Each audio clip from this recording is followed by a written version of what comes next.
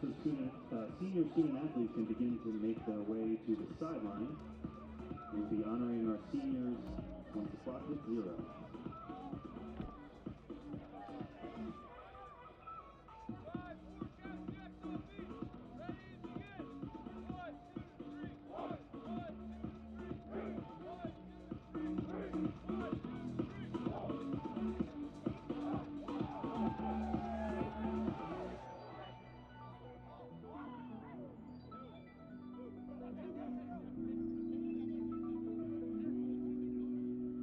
You've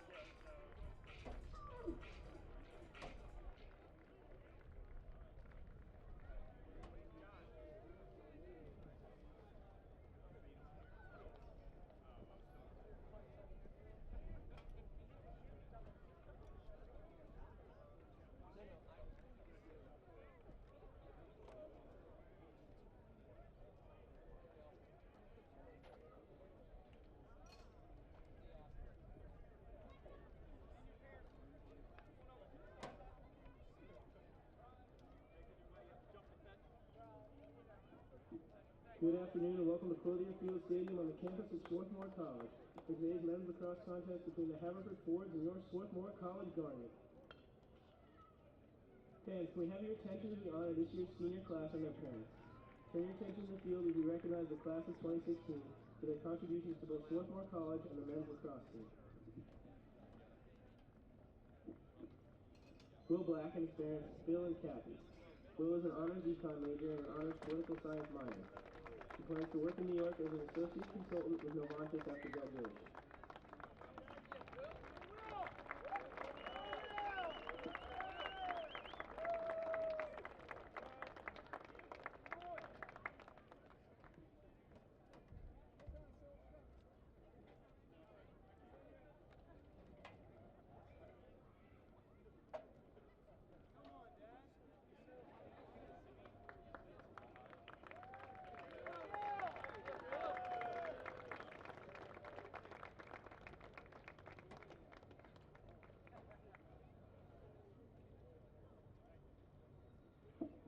Next is Connor Clark. Connor and his parents, David and Carrie. Connor is an engineering and economics double major and will work as an architectural consultant with Vidaris in New York after graduation.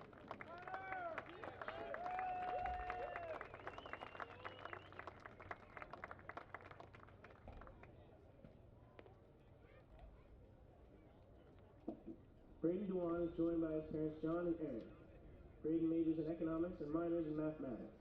After graduation, Braden will work for Mark Swan as an investment banking analyst.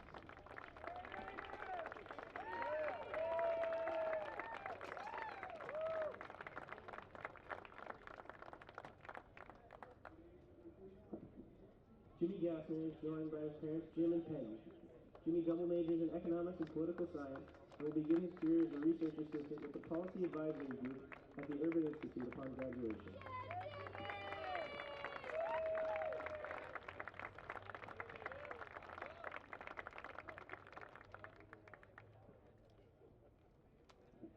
Matt Lambros is joined by his parents, Mitch and Kristen. Matt is a biology major and will attend the University of Texas Law School in September.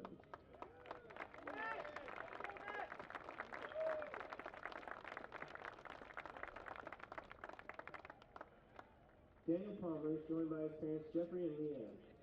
Daniel is an engineering major and will pursue his PhD in electrical engineering at Cornell University after graduation.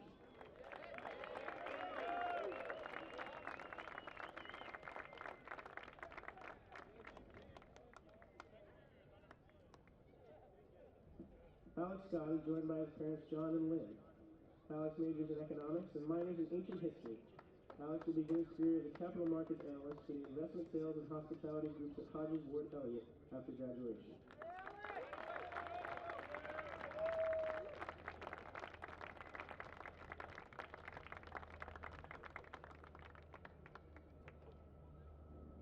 And Michael Silverian is joined by his parents Jeff and Tracy. Mike double majors in economics and psychology and will start working as a financial analyst for Credit Suisse after graduation.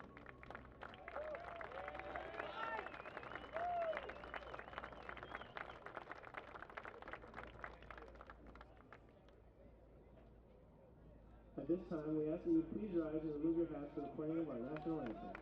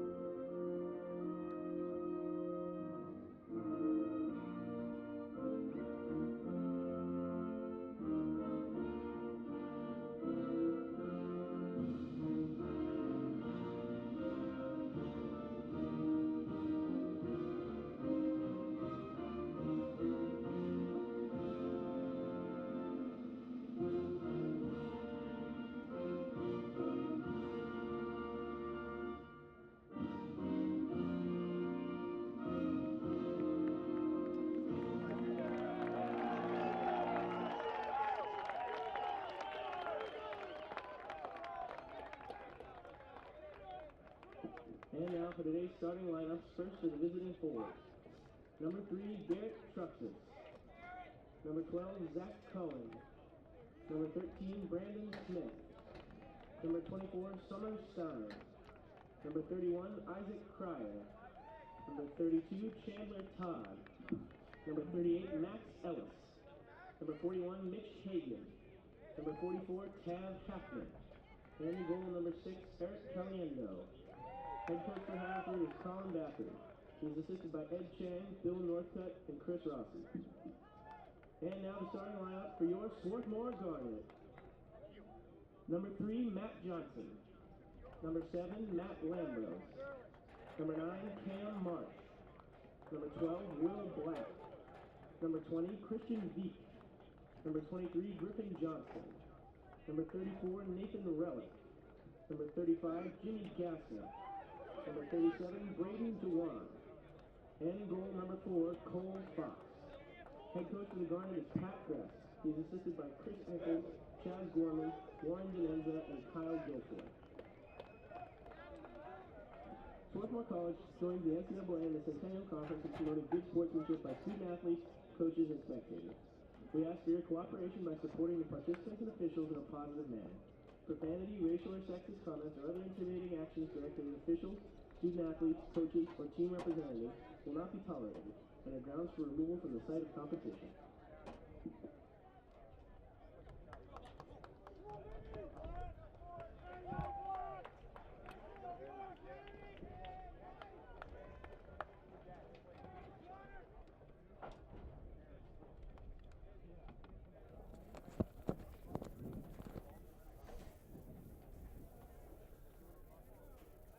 Welcome aboard, ladies and gentlemen. This is Billy Evers coming to you live from Clothier Field here on the Garnet Sports Network, and we have quite a matchup on the table for you today.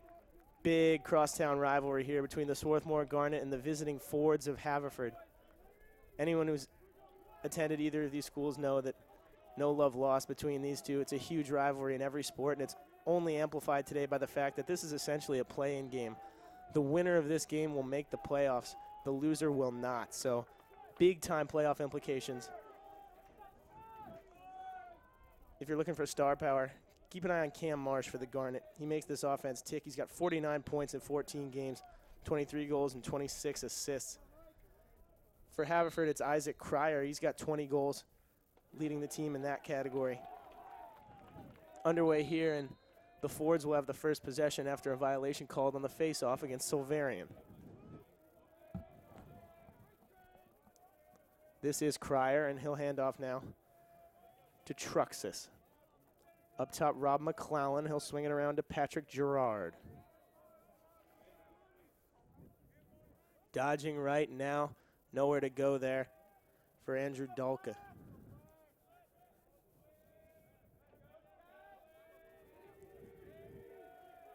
Behind the net now, just setting things up. This is Tav Hafner. He's guarded by Eberly. Jimmy Eberly defending there for the Garnet on his senior day. Excuse me, that's Connor Clark. Number 33 is Clark. Eberly wearing 35 in white. Pass thrown away here, but looks like it'll be run down by Patrick Gerard. Can't scoop it up. Violation called, and it'll be Garnet ball coming out. So first possession for the Fords is weathered and turned away by this Garnet defense. In the stick of Will Black, he'll just hand off to the freshman Veek. Swinging back through his goalie. Outside, this now is Eberly.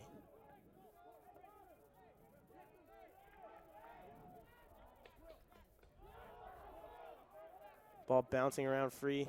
Scooped up by the Fords. Possession quickly turned over. Scooped up by Dalka.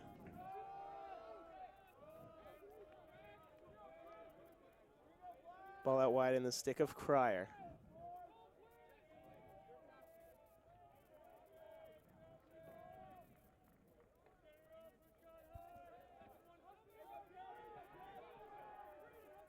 Given to McClellan, who's got a chance now to take a running start. He dishes. Shot came there from Gerard. Not a whole lot of velocity. Fox did well to eat it up. Almost jammed him in on the hands there. Parried it away. Another shot coming miles wide there out of the stick of Cryer.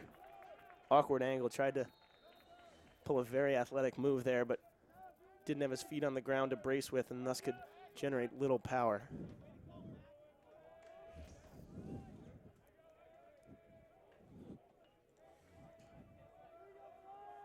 Dodge coming from Soley.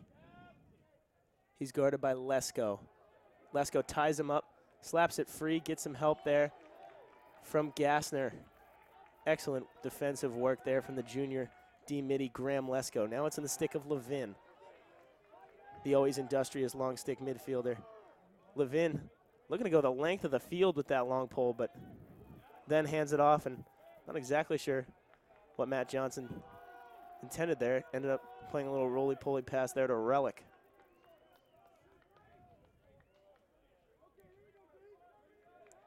And the Garnet will get their first real possession here, and we'll get a look at the big guns. Midfield line, two seniors on it, playing here on their senior day. That's Will Black, number 12, and Braden Dewan, number 37.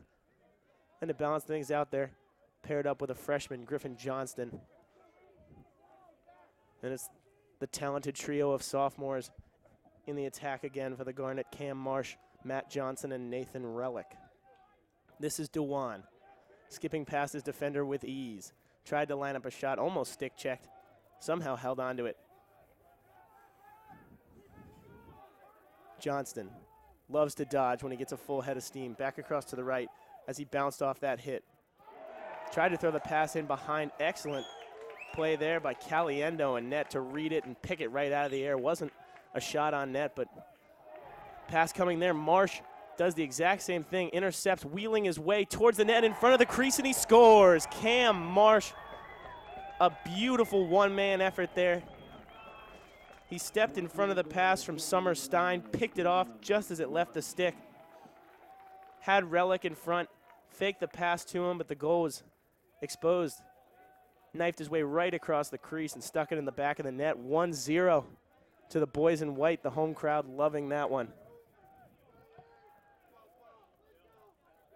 Definitely a good-sized crowd out today. You're always going to get that in a Swarthmore Haverford rivalry match, but particularly today being senior day and some decent weather here. It's about 65 degrees and sunny.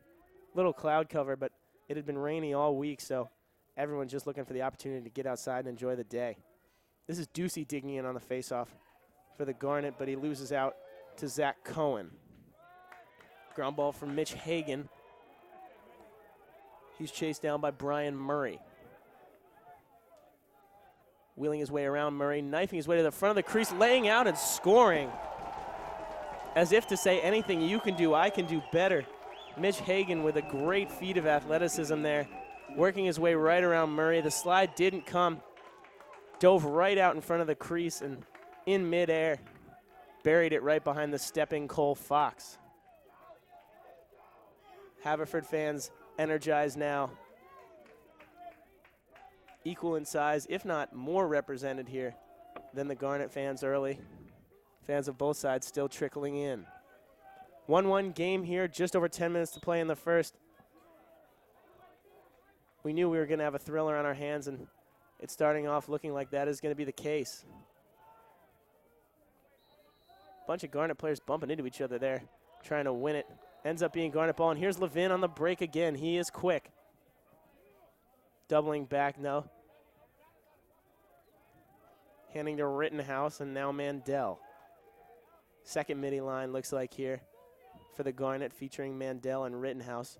Dewan will slide in to that line as well. Here he is, the big senior, dodging right. He's got an enormous shot. Look for him to wind one up. Thought about it there, but instead dumped it behind a Relic. Here's Rittenhouse, the freshman. He can do it all. Wheeling, side-winding shot. Can't find a way through. Marsh looked like he could have had an easy shot if he could have scooped up that ground ball right in front of the crease, but bounced away from him. Still Garnet ball, though. As I was saying, Rittenhouse, number 8 in white, can do it all. He's played D-midi, attacking midi, and attack this year as a freshman. Matt Johnson reaching down.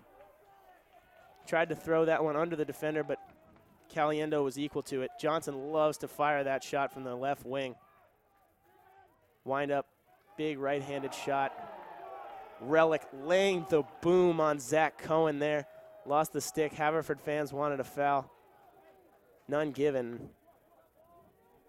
Some big collisions on display here early between two teams who do not like each other. This is Marsh with it now.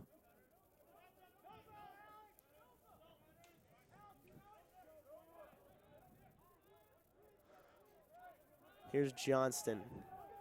Got a full head of speed, but nowhere to go as the slide came from Ellis. Johnson now working his way to the front. Never afraid of contact is Matt Johnson. He does well to get that ball off to Relic as he was going down. Hit hard by the double team from the forwards. Marsh keeping things moving quickly. Here's Dewan with room to dodge. Fires hard, not sure. Looked like it rattled the cage of one of the Haverford players. It'll skip out of bounds with Marsh closest to it. Haverford perhaps fortunate that that shot got blocked because Dewan can really light it up from that range. Relic spinning up top to Johnston. Dodging left. Has it stripped away there. And out on the break now is Max Ellis. He's chased down by Mandel. Spin move, but lost the handle on it. Lambros batting it up. Eberly does well to collect. Eberly handing off to Johnston. Just like that, Garnet back in possession. Eberly stepping onto the field, recovering a crucial ground ball, and then stepping right back off. Job done for the sophomore D-midi. Relic operating from that familiar spot behind the cage. Loves to dart forward from that position. We've seen him score a ton of goals late in games where gets the ball back there, makes his way around the crease to the front of the net. Goalies have a tough time picking the ball up when You're running from back to front. Rittenhouse with an opportunity to shoot, but pulled it back. Black looking to set the screen for Johnston.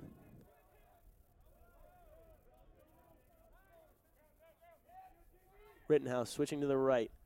Now Relic. Was unmarked there, had some time to pick out a cutter, but none materialized. Johnston putting his speed on display.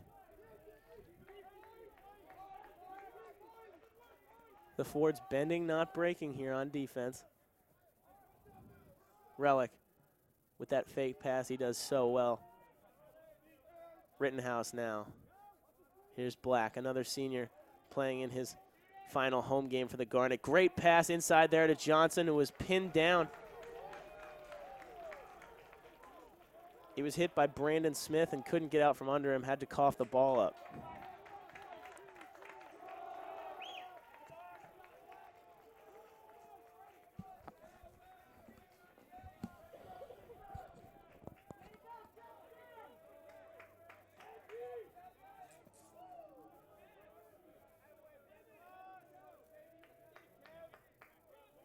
The Fords swinging around now as they get reinforcements forward. They've got Goshorn on now, Jack Russ as well. Solely lurking around the crease, and looks like Truxas and Cryer behind the net. Goshorn. Pass thrown away as Goshorn threw it over the head of Russ. And out of bounds, Garnet ball once again. Sloppy play from both teams here early, maybe a bit of nerves. A lot on the line here for these teams.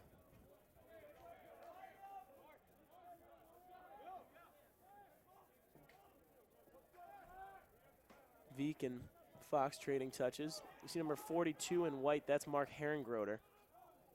Introducing himself to the game. He catches it, but is hit there. A lot of big hits laid here early. Looked like a push called, much to the dismay of the Haverford fan base.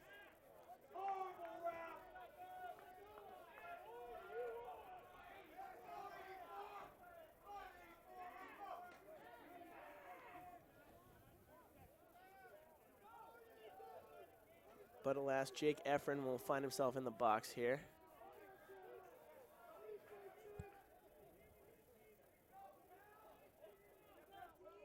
And we'll get our first look at the man-up unit for the Garnet. It features the usual suspects here: Will Black, Johnston, Dewan, Relic, Marsh, and Johnson. All the long poles are out for the Fords. Ellis, Hagan, P.J. Jackson out there as well. Marsh behind the cage to Relic, working his way, fake pass. Throws it away, but Lambros is there to collect.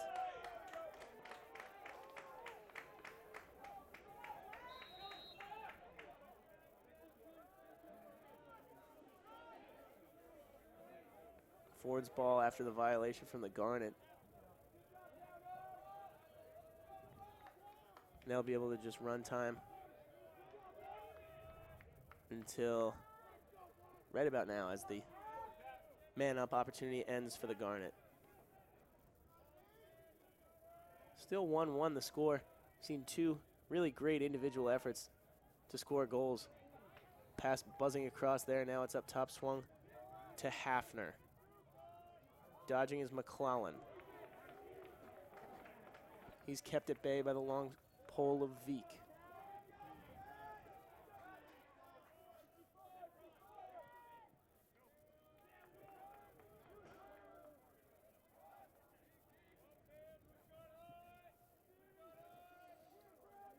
McClellan doubling back now. It's in the stick of Hafner, and he'll settle things down. Giving out wide now to Gerard. Whips a shot across, but Fox is equal to it. Lesko doing well to scoop that up there, and now he can get the legs moving. One of the fastest members of this Garnet team is Graham Lesko, putting it on display there. Tried to work his way all the way to the cage, but the double came, had it stripped away. Can't handle it there. Isaac Cryer, now he's in a battle for it with Eberly. Eberly does just enough to hold Cryer off until he can get help from Levin. Relic slipping, falling there, losing the handle, something he doesn't do often. His hands are usually so safe, and has it batted away there. Nothing but changes of possession here. Back in the stick of Relic now. Neither team can seem to get a hold on this. Both teams playing with a lot of emotion. This place is buzzing right now. A lot of excitement in the body language of both these teams, and it's putting a bit of a sloppy brand of lacrosse on display. Number 11 in white, that's Daniel Palmer, another senior.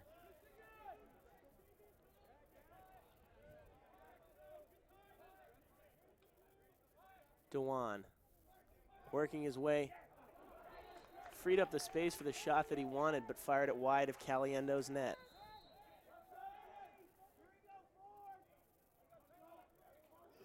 Pass too hot for Johnston.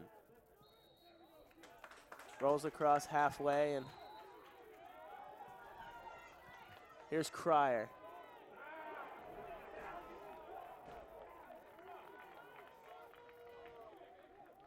Control lost, looked like by DeLeo there, and now it'll be Garnet ball once again.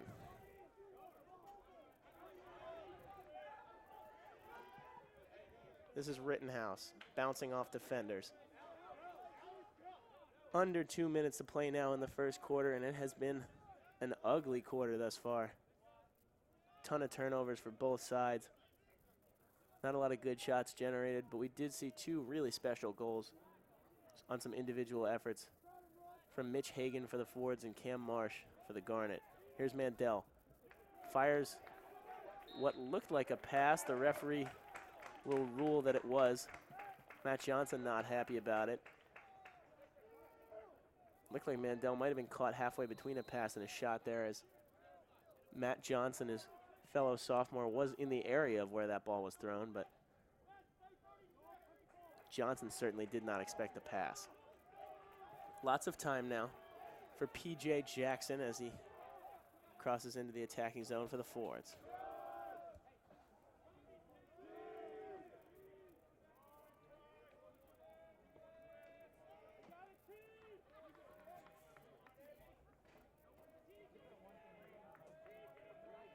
Evan Dorman on in the midfield line for the Fords here. He'll just hand off to Hafner.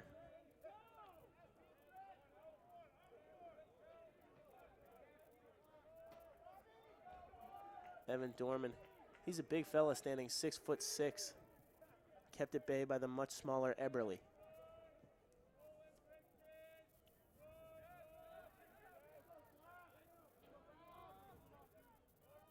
Here's McClellan, dodging past Lesko, but the slide came from Eberle. Here's Dorman, world's slowest spin move, and he'll just hand it off after being pestered by Levin. Working his way to the front now, Cryer turns and fires, but it's saved by Fox. Cryer showing why he leads this team in goals. He's been somewhat invisible today, but showing he can get the ball and make himself dangerous in no time at all. Matt Johnson lowering the shoulder, shot fired.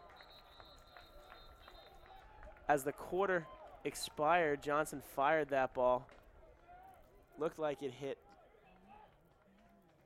perhaps Zach Cohen. No, that's Chandler Todd, number 32. Not sure where it caught him.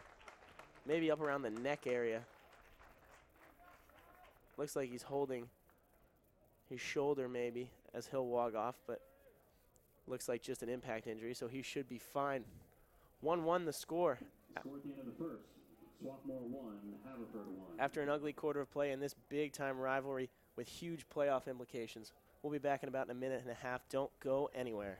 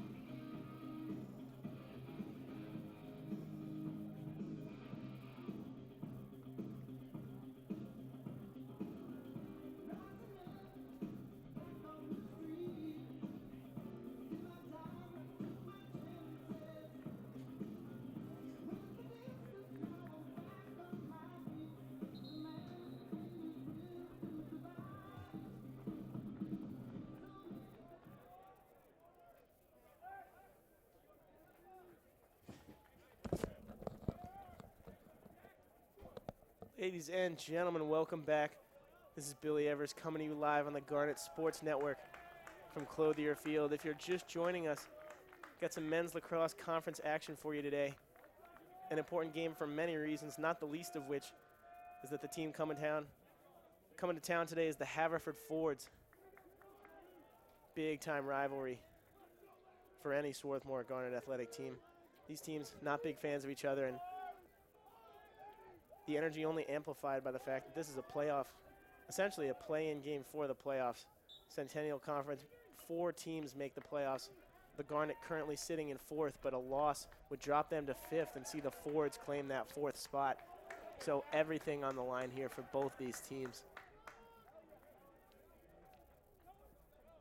With such an important game, nerves are likely, and we saw them on display in the first. A lot of ugly play, passes thrown away. Just a lot of ball on the ground. Both teams looking to settle in, smooth out some of those mistakes here. The Fords winning the opening possession here, and ball bouncing free of the stick of McClellan there, but able to retain possession. Trying to dodge around Eberly. Can't work his way to the front. Pass up top, now swung to the on-rushing Hafner. He is met by Lambros. Bounce pass, scooped up by Patrick Gerard.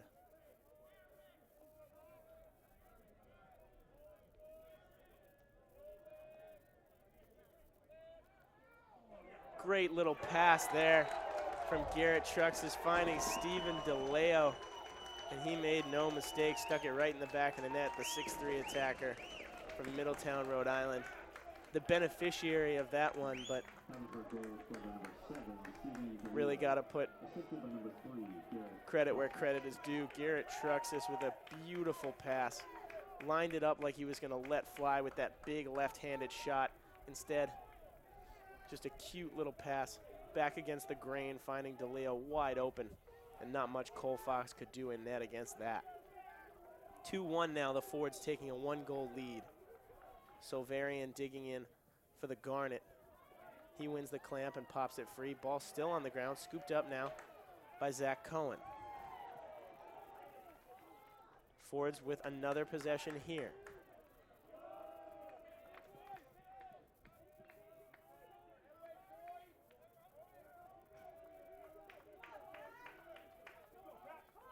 Ball in the stick of Patrick Gerard as Haverford gets their numbers right. Tav Hafner joining Gerard and McClellan in the midfield. They've got Cryer, the recent goal scorer DeLeo, and Truxas in the attack.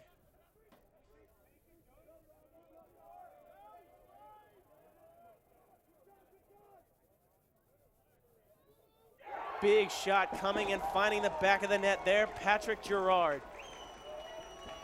Skipping around his defender, lining that one up, and he buzzed it right under the bar over the right shoulder of Cole Fox in net. Gerard celebrating with his teammates. He is excited, as he should be. Great shot there from the sophomore midfielder from Avondale Estates, Georgia. He absolutely let that one fly, and now the tide rapidly moving in favor of the Fords. 3-1 lead for the visitors from just down the road. Lesko crashing in from the wing. He'll collect that face-off, and the Garnet will have a chance now to pull back some momentum. He hands off to Johnson. Gets it back now. Pass evades him, skipping away, but he recovers. Ducking and then handing back to the safe hands of Relic. So took a little doing there from Lesko, but in the end able to settle things down, and the Garnet able to sink into a possession now. Needing a goal, they send the first lines out. Black, Dewan, Johnston, Marsh, Relic, and Johnson. Pass from Johnson there, batted away by Jackson, who was then hit by Johnson. Coughed it up. Dewan tried to lay the big hit there on Mitch Hagan, who spun right around him. with relative ease and then accelerated out. He's being chased by Black. Pass from Hagan found Max Ellis, who threw it away, but flags flying here. Looks like we'll see the Ford's man-up unit for the first time here.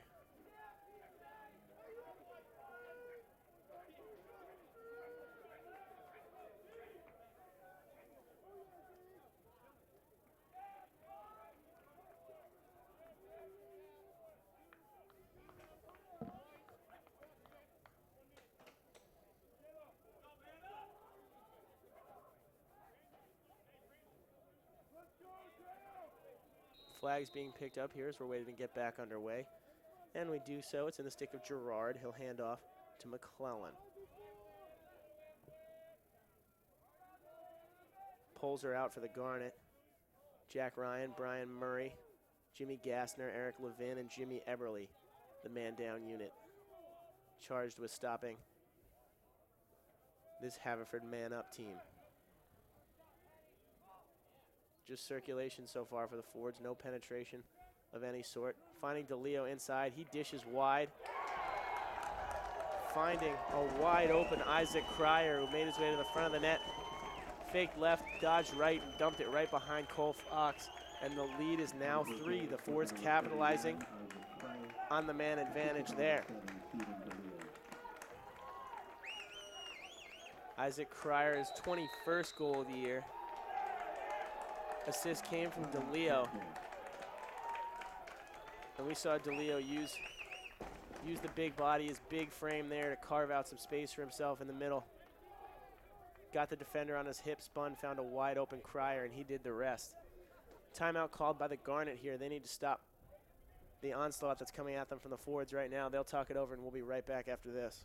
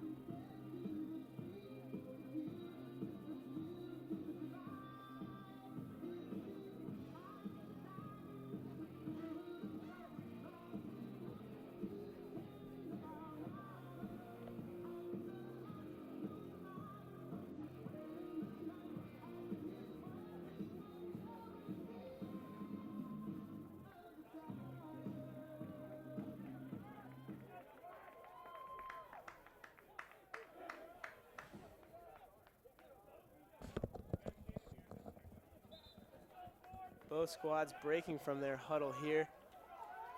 The Ford scoring 3 unanswered over the course of the first 4 minutes of this quarter. And they find themselves with a 4-1 lead here.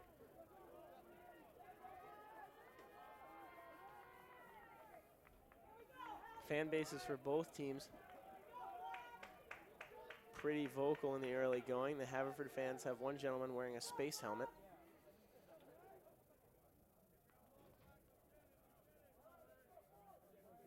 Face-off coming here. Won cleanly by Silverian. Another senior playing his final game on Clothier Field. He wins the clamp with ease there against Zach Cohen. Cohen, a 6'4" freshman, pretty tall for a face-off man. Does not have that low center of gravity. Here's Black just absolutely bodying Max Ellis. He'll hand to Marsh.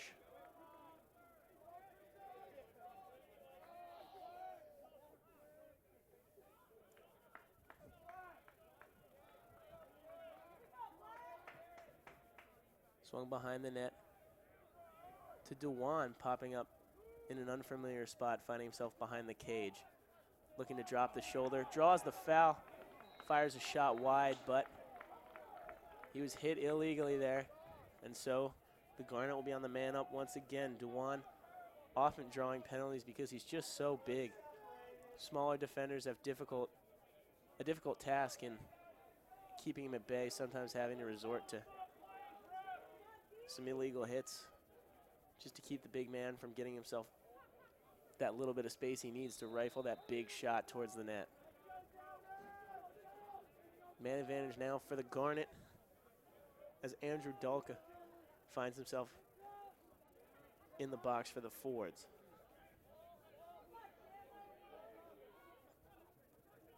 Dewan finding Johnson, thought about it. Window was there and then it wasn't, so they'll keep swinging. Rittenhouse on in place of Black. Skip pass all the way, in place of Johnson. That's Black. Here's Marsh. Tried to find the cutting Johnson, but it was batted away by Mitch Hagan. Hagan has been everywhere today for the forwards. He's been involved in their man down unit. He scored their first goal. Now he's trying to break the pressure here, but getting hit hard. And he was tripped by Matt Johnson.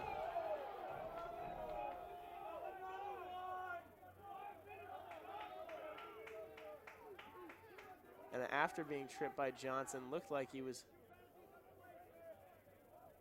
slashed by Relic, perhaps? Not sure if they're going to give the second penalty or not. Looks like not, so it'll be just one man down for the Garnet here.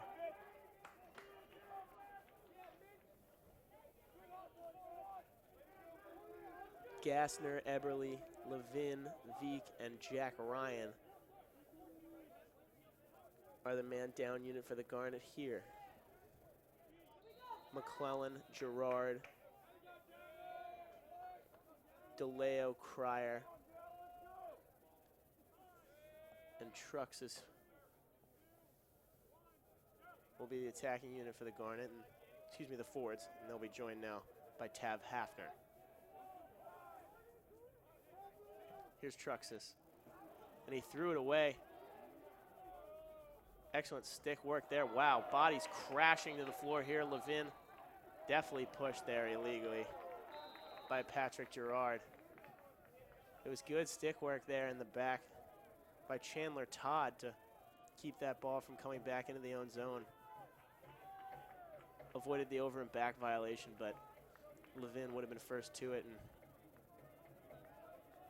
as such, he was on the receiving end of an illegal hit from Gerard. So now the Garnet have the ball, the opportunity to settle down. The man up for the forwards is now over.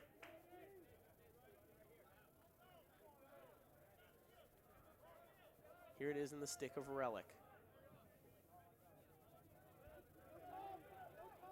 Dewan looking to work his way forward, spinning back around now, side winding shot just wide of Caliendo's net. Looked like Caliendo dropped almost into a full split there, making himself as wide as possible. Shot coming from Rittenhouse, he scores! Dylan Rittenhouse, the freshman gadget guy who's played 3 different positions for this Garnet team. We've seen him bury so many of those bounce shots this year, and he does again there. Ripped it down off the turf in front of Caliendo. So tough to judge the bouncing ball coming up off this turf here on Clothier Field, and it skips its way right, looked like through the legs and in. And the freshman Rittenhouse has pulled one back. A crucial goal for the Garnet here, stemming the forwards' momentum and cutting the lead to 2 now with 8 minutes to play in the second quarter. Ducey digging in against Cohen on the face-off.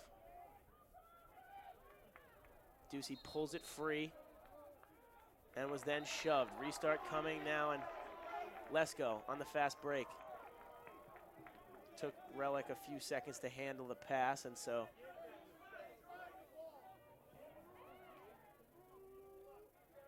Relic spinning his way around Jackson, working his way to the front of the cage.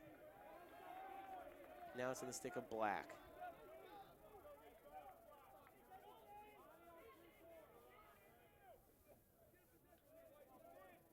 Johnson handing back to Dewan.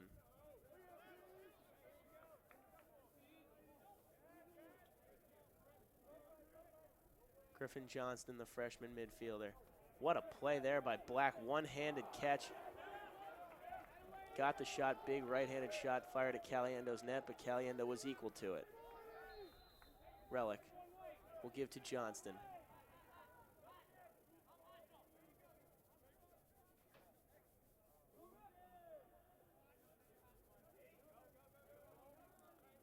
Here's DeJuan. The double came, he spins out of it.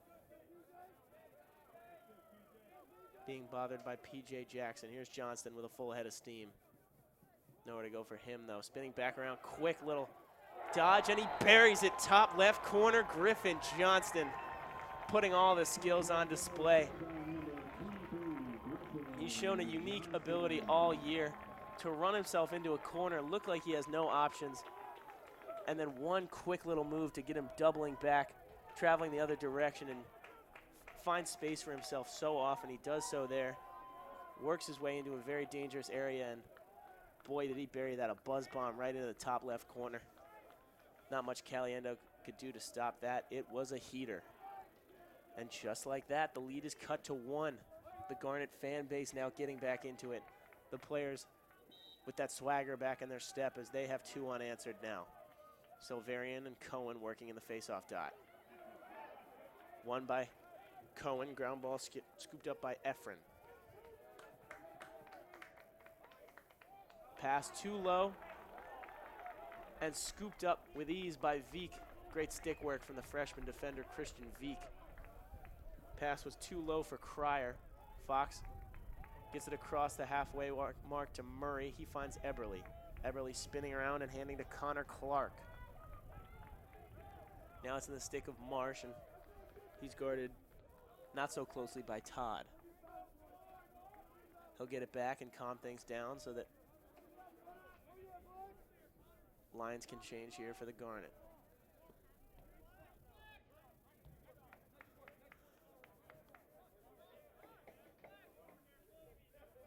Mandel, Johnston, and Rittenhouse, the midfield line for the Garnet now, with Marsh, Johnson, and Relic in the attack. Relic up top. Here's Rittenhouse with some confidence after netting 1. Pulled the sidearm shot there, yanked it left, but Relic was closest. Relic's inbound pass is errant over the head of Johnston, but he does well to get there first. Great awareness there to bat it to his fellow freshman midfielder, Rittenhouse. Griffin Johnston, a young guy, just a freshman, but he does all the right things on the field. Not just exceptionally talented, but really aware. Plays real smart. He's going to have a great career in the Garnet uniform. This is Matt Johnson, never afraid of contact.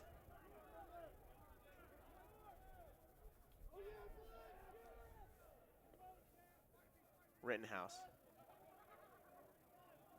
Ball moving quick here, Johnson. Trying to back down, he scores! Matt Johnson. Faked like he was gonna back down Mitch Hagan and then just pulled the trigger. Little flick of the wrist. Quick shot before anyone knew it was coming. Stuck it right in the top right corner. Outside the reach of Caliendo, and just like that, the Garnet with 3 unanswered.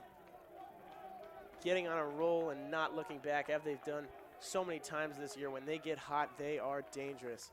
Playing with a lot of confidence now. A lot of young guys who, once they get into the game, once they get settled in and start feeling it, they're tough to stop. Ducey in the face-off dot against Cohen.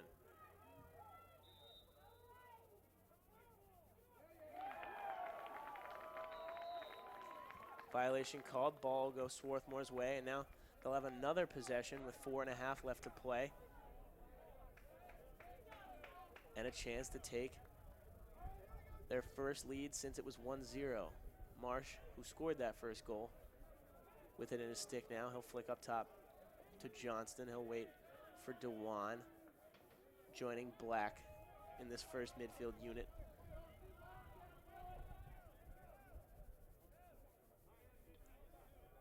This is the aforementioned Black. He'll just hand back to his classmate, DeJuan. DeJuan dropping the shoulder, doubling back now to Johnston, swung to Black. Dodging left, then right. Underneath to Marsh.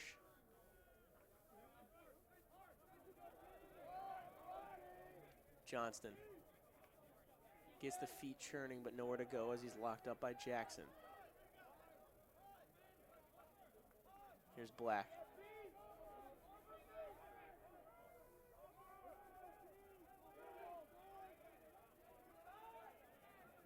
Relic with it now.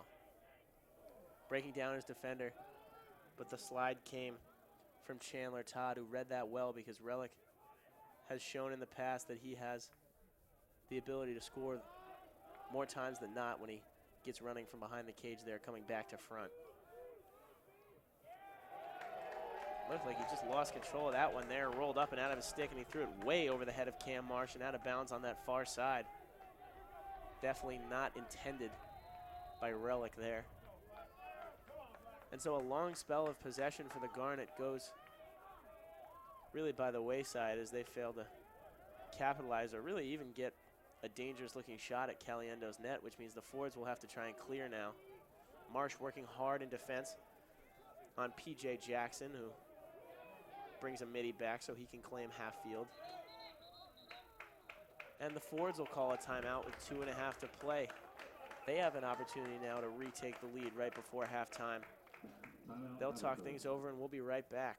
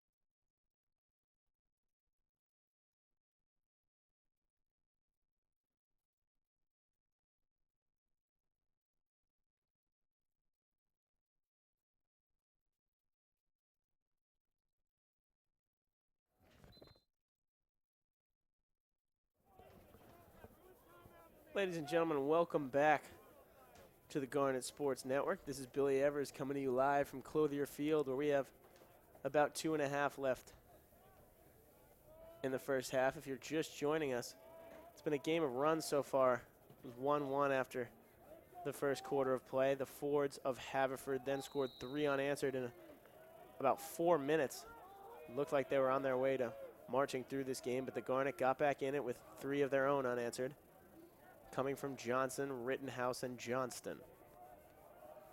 Now we find ourselves at 4-4 with the Fords in possession coming out of the timeout. Let's see if they put anything on display. Had a chance to maybe draw something up. Shot coming there from McClellan, but it was blocked. Eberly bursting free with it now, and he throws the pass to Levin. Levin crossing midfield with it in the long pole. He's being chased by McClellan. Decides to just hand off to Marsh.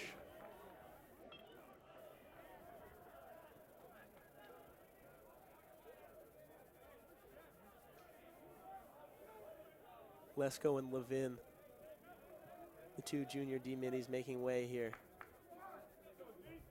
for Black and Dewan.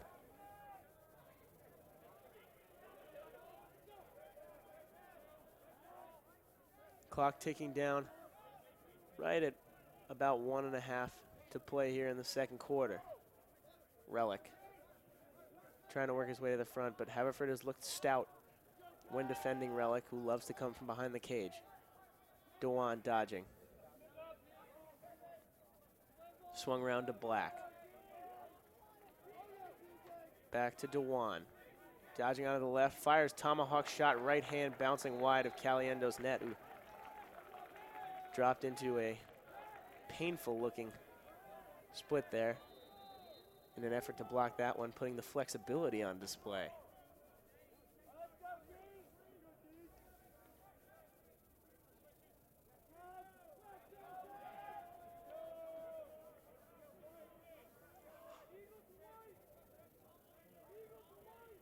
This is Marsh now.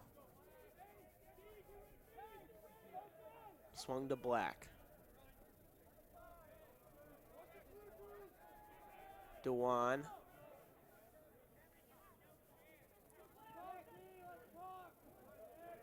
Relic looking for the cutting Johnson there, but he was locked up by P.J. Jackson.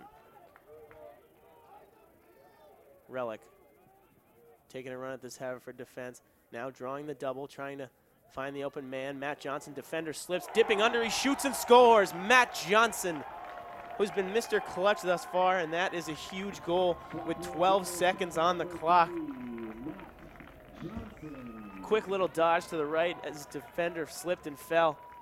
Reached down and lets fly. Big time submarine shot there from Johnson. Going low to high right over the shoulder of Caliendo, who's attacking the goalpost in frustration now.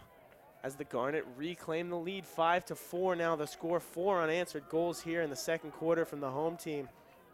12 seconds left to play. It's Ducey and Cohen again fighting for possession. Excuse me, that's Silverian for the Garnet.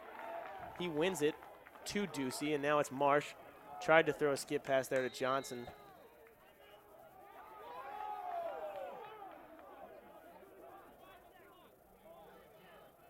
Looked like the Garnet successfully called timeout there before the pass came from Marsh, which means they'll actually get a crack at this with 4 seconds to play.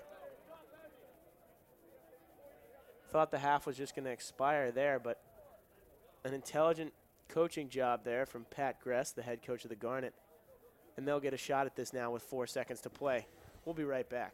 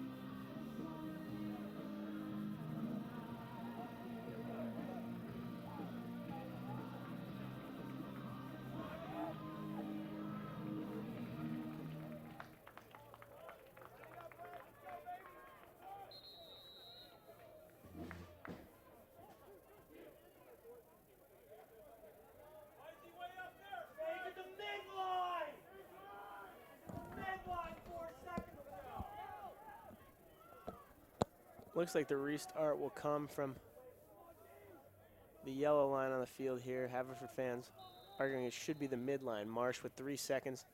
Throws it, but too high for Johnson, and it's just whipped downfield by Brendel. And so we find ourselves going into halftime now. The Swarthmore Garnet senior day here on their home field with a 5-4 lead in a game that has been tense, exciting, a lot of big hits, a lot of turnovers, some ugly play at times, but both teams really laying it all on the line here, trying to secure that last Centennial Conference playoff spot. We'll go into the half now for about 10 minutes, and we'll be right back with a second half that promises to be just as thrilling. I wouldn't go away.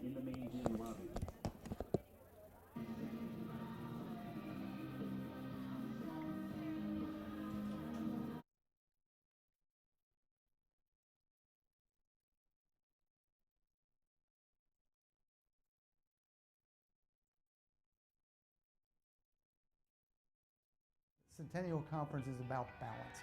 We want the students to become the best they can be in the classroom, the best they can be in their athletic pursuits, and our colleges do everything we can to enhance that. You're going to feel the exact same things that you would feel as a Division I or Division II athlete in the Centennial Conference. You're going to feel the heart racing. Your teammates are going to be cheering you on. You're going to be in that huddle, firing each other up, getting ready for the opening tip or the first kickoff.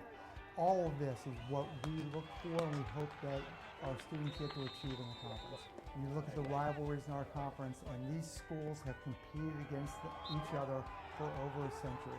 To be able to turn them over to talented faculty and talented coaches to bring out what we all know is there, that athletic ability, that ability to achieve in the classroom, the ability to achieve in the lab.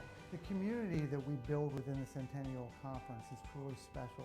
We have 11 schools that are competing at everything they do. They're competing for the best faculty, they're competing for the best students, they're putting together the best facilities. There are 43 conferences, and I feel that the Centennial Conference is at the top of Division III. 1, 2, 3. On the field of competition, you're going to be a starter, you're going to be a key reserve.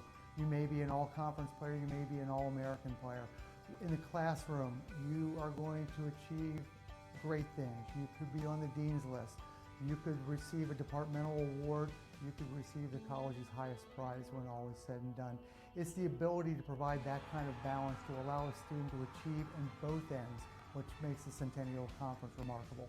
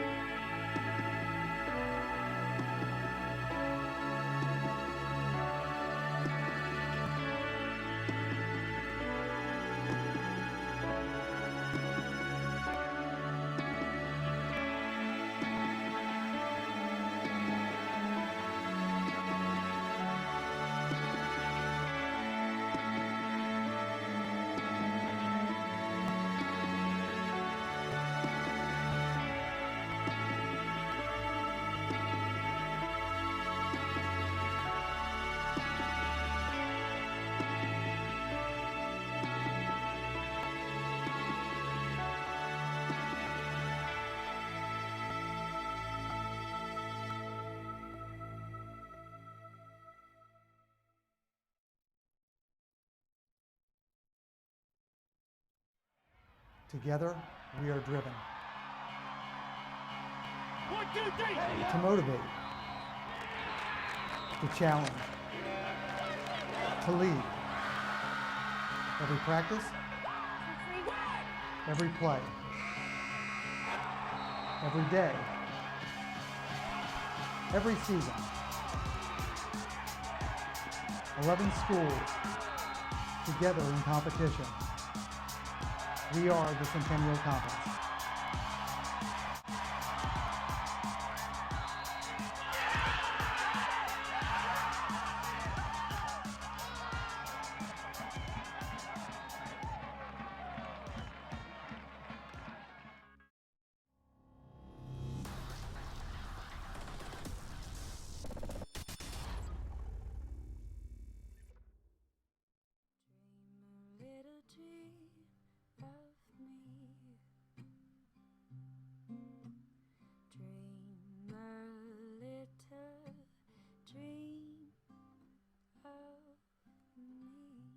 My name is Amy Vashel, class of 2011.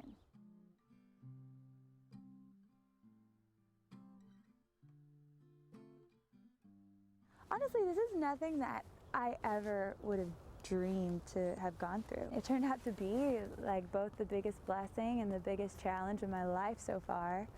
And the byproducts are pretty huge, you know, just that I've learned so much about myself and about music, and it really set me up to, you know, to pursue, you know, singing and songwriting full time. So I'm so grateful for that. I always loved singing, but I hit a moment in my adolescent years where I became too shy to sing in public. And actually it was here at Swarthmore that I decided to take a chance and try out for mixed company. And I didn't make it. But then my friend invited me to try out for Grapevine. That was the first time that I started really singing for an audience. And my dad taught me how to play guitar. He taught me my first 3 chords. So he really taught me, even though I taught myself everything else after that. Mama said there'll be days like this, there'll be days like this, my mama said. So the voice is interesting. They have kind of like a dual process that goes on. Of course, they have an open call, and they also have a number of like private editions. So I got contacted on my birthday because someone came across a YouTube video that I forgot I'd put up, and they asked me to audition in New York, and you know, I needed someone like my brother to tell me why not, because I secretly really wanted to do it, but I just never considered myself the kind of person or the kind of artist to be on a show like this. So I kind of went into it blind, and the audition process is very long and involved, and it took the better part of my entire 26th year. So there was one where it was just me in front of a couple execs, and then it was me in front of all the producers, and then it was, you know, a lot of rehearsing and meeting with vocal coaches and etc., interviews, and then the blind audition, and there are so many different pieces to the whole thing. There's really no way to describe the emotions, because first of all, it doesn't just involve you. Like, they fly out your family, and they're waiting in another room, and they're watching it on a TV screen. You don't know when you get to audition. You don't know if you're going to get to, because the teams might fill up. There's so many factors that just can lead you to just spiral out and just become totally anxiety-ridden. You know, it's just behind the stage, it's dark. You can't see anything, but there are 1,000 people. And you're going to hair and makeup, and then second touches, and then you know, the guy's giving you your guitar. And then what happened to me that day was that they told me last minute that my guitar was broken and I had to use theirs. And I'm like, are you kidding? And it was a bigger guitar than I was used to. So I'm like, how am I supposed to see what I'm playing? Like, I was like, okay. So I'm sitting in the hair, you know, touch-up seat, and I was like, I was about to freak out.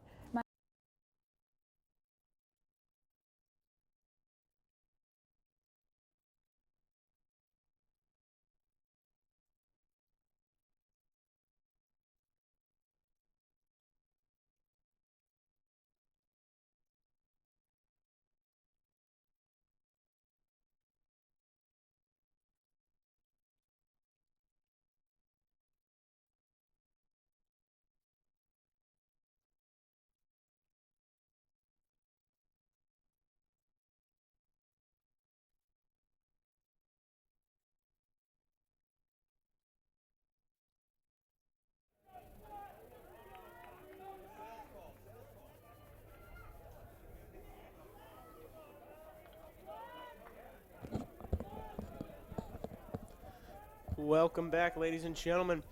Coming at a halftime here, this is Billy Evers coming to you live on the Garnet Sports Network. We're here at Clothier Field with some men's lacrosse action.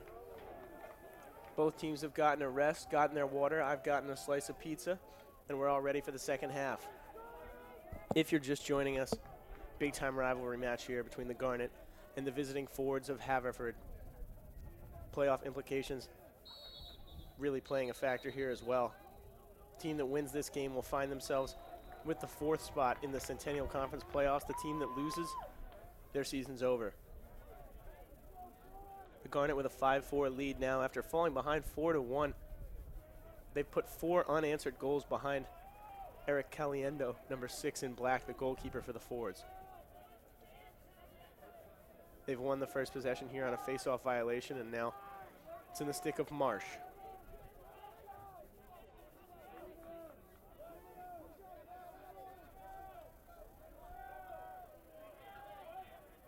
Here's Will Black. For those of you just joining us, this is also senior day for the class of 2016 members of this Garnet team. Last home game for them ever on Clothier Field, so you got to think it's meaningful for those guys. Braden Dewan, Will Black, Jimmy Gassner, and the like. Matt Lambros as well. Pass to Johnson. He was in that slot that he loves to shoot from. Thought about letting it go, but didn't.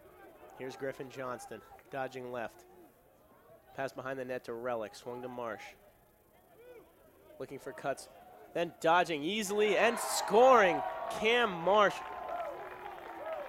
switching it into another gear there. He turned on the jets, stepped right by his defender, got to the side of the cage, made it look like he was going to run across to the front, and instead just left it behind right in the top corner. Caliendo tried to cheat a little bit, slide out to the front of the net to prevent what he thought was coming, and Marsh said, well, I see that near post open, thank you very much. And just like that, only a minute and a half has elapsed here in the 3rd quarter. Garnet have extended the lead to 2.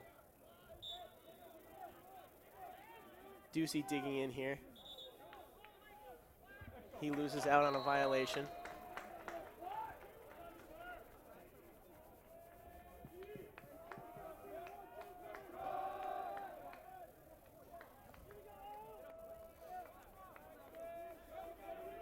Ford's ball now in the stick of Patrick Gerard. Here's Rob McClellan. Little pass across the top, trading touches now with Hafner. Back to McClellan, he's running at Eberly. Dodging right, but nowhere to go, so we'll dump behind now. Swung all the way around. Working back is Gerard. Thought about a left-handed shot, instead just dumps behind the cage to Cryer. Really interesting at this level to see every team has one guy that really likes to operate behind the cage, and they specialize in different things. We see Isaac Cryer, number 31 in black, loves to lurk back there for the Fords, and he does so to score goals. He's their leading goal scorer, and he scores far more goals than he sets up. But an example of an inverse example was Andrew Prizer, who was an attacker for the Garnet team, graduated last year. He operated behind the net in the exact same way, but didn't score many goals, always was setting them up. He's top 5 all-time in Garnet lacrosse history in assists. And so that guy that lingers behind the goals, we see the shot come there from Gerard, turned away, rebound, scooped up and scored. Tav Hafner sticking it behind Cole Fox, reaching down with the celly and touching the turf. And they've cut the lead now to 1. 12 minutes to play here. A lot of games still to be played, and it's heating up. Looking like this one's going to come right down to the end.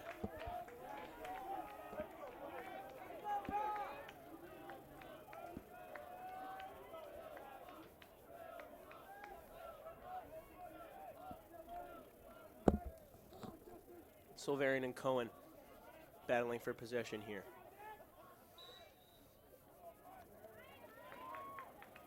Clamp won cleanly once again by the senior Silverian. Little skip pass to Murray. Cross goal to Johnson. Ducking, working his way in, but stick check just as he let the shot go.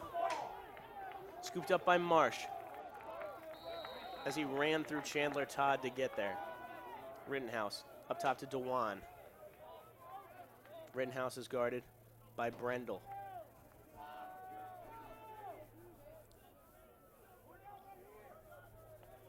This is Nathan Relic.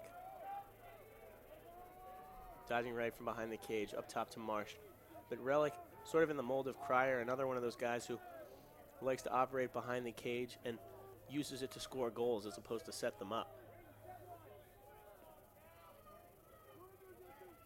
Black marauding through 3 defenders there, and he fired a shot at the net, and it's gone in despite the efforts of Caliendo and Brandon Smith. The ball bounced around. It was saved by Caliendo. Originally, it looked like Smith laying out there. Caliendo doing the same, both trying to bat it off the line, but the referee has ruled that it did cross the line, and Will Black gets himself a goal there. I don't think he expected that to find its way in. Original save looked solid from Caliendo, but couldn't figure out where the ball had dropped after he parried it and was too late in trying to bat it off the line. So the Garnet maybe getting a little lucky with that one, extending the lead to 2. 7-5 the score with 11 minutes to play. Clamp won by Ducey, scoops it up, and Lesko is there for the GB. Handing off to Veek. Crossfield pass to Lambros. High pass, but corralled by Ducey.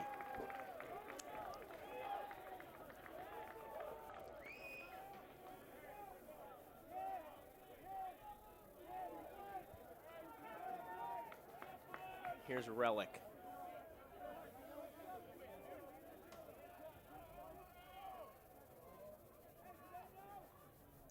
Johnson fake pass to the slashing Herrengroder, and he finds Johnston. Handing to Rittenhouse. All sophomores and freshmen in the attack here for the Garnet. A lot of good young players, bodes well for the future. Rittenhouse and Johnston and Herrengroder, all freshmen, while Marsh, Relic, and Johnson are sophomores. Looked like pass deflected there, so it'll be Garnet ball. Marsh tried to find the cutting Johnston, but was unable to do so. Still going to work. Now stick checked hard, didn't know he was there. Stick check came from Max Ellis and then looked like a hold on Marsh, so the black ball going the other way. Johnson trying for the wrap check there against Hagen, but unsuccessful. Mitch Hagen again really doing it all for this Haverford team.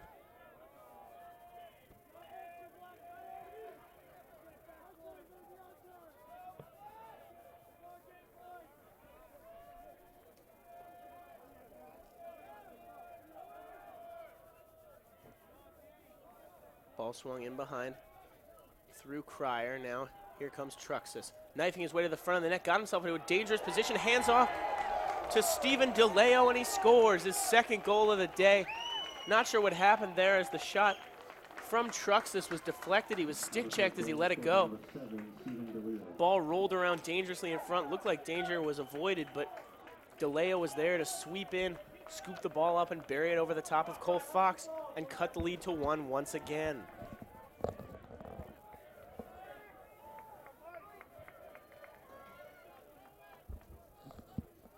Second goal of the day for Stephen DeLeo, number 7 in black.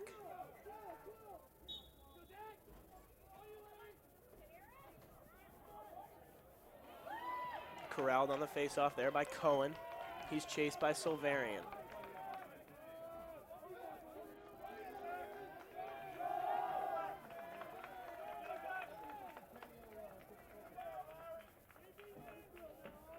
Here's Rob McClellan. He'll hand to Gerard. This is Truxas.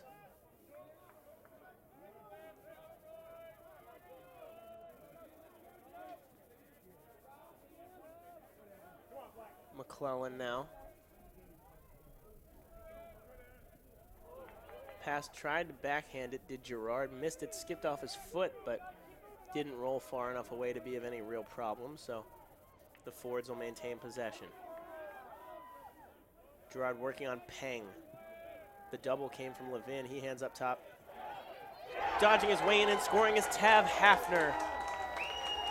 Putting Jimmy Eberly on skates as he dodged his way in there and fired the tomahawk shot, bouncing underneath Cole Fox, and the Fords have equalized, pulling all the way back. Score now 7-7. Great individual effort there from Tav Hafner. the senior from Edinburgh, Virginia.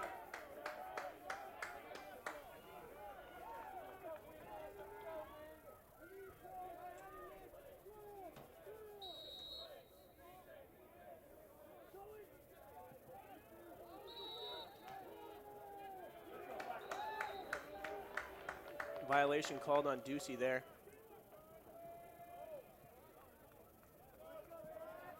Really end-to-end stuff here in the this third quarter. Both teams threatening all over the place. Haven't had a chance to breathe. My pizza's getting cold. But it provides great entertainment for those of you at home. All tied at 7 now. Clock ticking under 8 minutes to play in the third. Both teams even on the scoreboard, pretty much in the shot column. Both teams going on runs. And it may come down to who just happens to get a bounce at the right time once we make our way into the final quarter. Cryer hands to Dalka. Ball bouncing free, unable to be picked up by Ben Frost. Eberly fighting his way through, trying to pick it up. Now it's in the stick of Jack Ryan. Flag flies there, might have been offside. Shot came there from Murray with the long pole. Marsh, couple of stick checks, dancing around a hit. He's still got possession. Well done by Cam Marsh. Eberly thought he could find Johnson wide open there, but bounces free, just rolls out of bounds.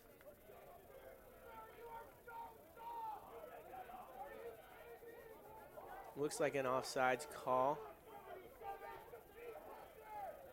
He's going to the box, so perhaps delay of game here.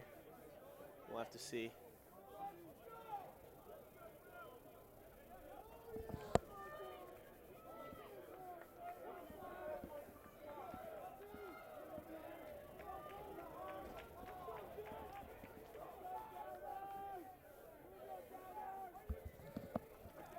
Haverford fans voicing their displeasure as they see their top goal scorer put in the naughty bin for a few seconds after coughing up possession there, and it'll be Garnet ball on the man up now. Usual suspects in attack: Relic, Marsh, Johnson. No Johnston though, he's been replaced by Rittenhouse, who's on this midfield line alongside Dewan and Black. Here is Rittenhouse.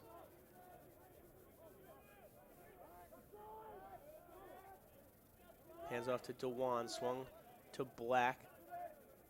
Now Marsh, up top Dewan, firing right-hand shot, laser beam but wide of Caliendo's net. Clock ticking away on this man up for the Garnet. Restart coming from Marsh. Finds the cutting Johnson and he scores, easy as you like. Cam Marsh, he could thread a pass through the eye of a needle. Picked out Johnson there just right of the cage. And Johnson has shown time and time again that when he gets the ball in that position, coming towards the net, he has the wrist and the hand speed to catch and shoot all in one motion. Does so there and buries it behind Caliendo. Marsh and Johnson teaming up for yet another goal, and we can expect to see that combination flourish for years to come. But right now it's giving the Garnet an 8-7 lead now with 6.5 to play in the third. Taking advantage of the man up. Big time hit there from Lesko as he laid the boom on Zach Cohen, who won the clamp but then lost it. Lesko pass across the grain to Relic, but too low to be of any immediate use.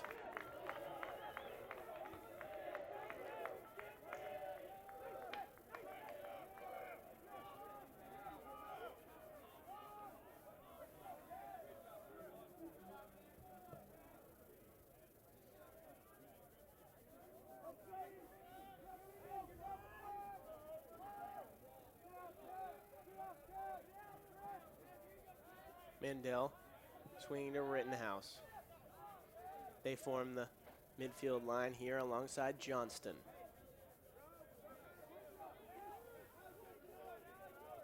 Mandel guarded by Brendel.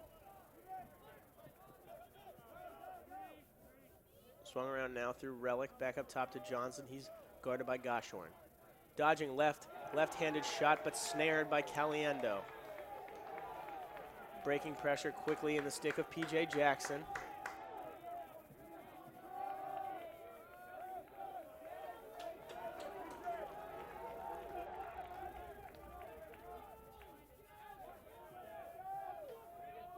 Mandel putting in the hard work there to get Levin back on defense.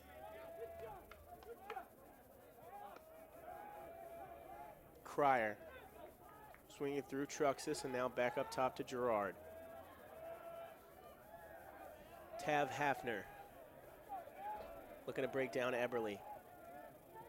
Dodges left now, forced to double backhand to Gerard, who is aware of the charging Connor Clark, and so dumps off to Dorman and then gets it back.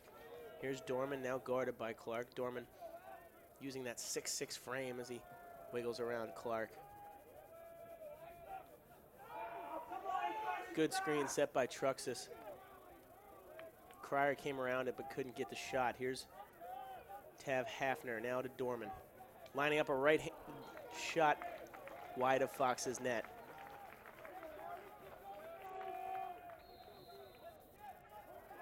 Evan Dorman, number 1 in black, reintroducing himself to the game.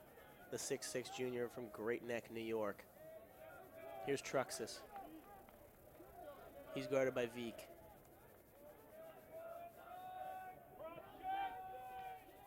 Doubling back to the left now. Stick checked away by Veek, who corrals it in the long pole now.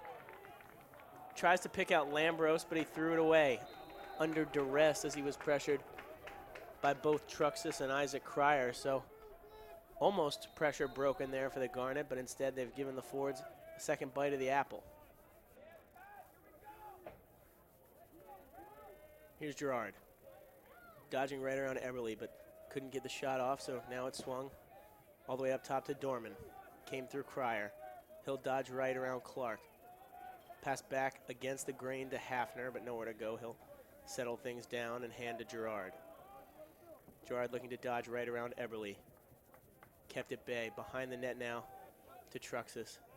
And now to Hafner. 3 minutes left now to play in the third quarter. Here's Dorman. Up top, Gerard swung to Hafner. Hard shot. Quick flick of the wrist there from Hafner, but he buzzed it high of Fox's net.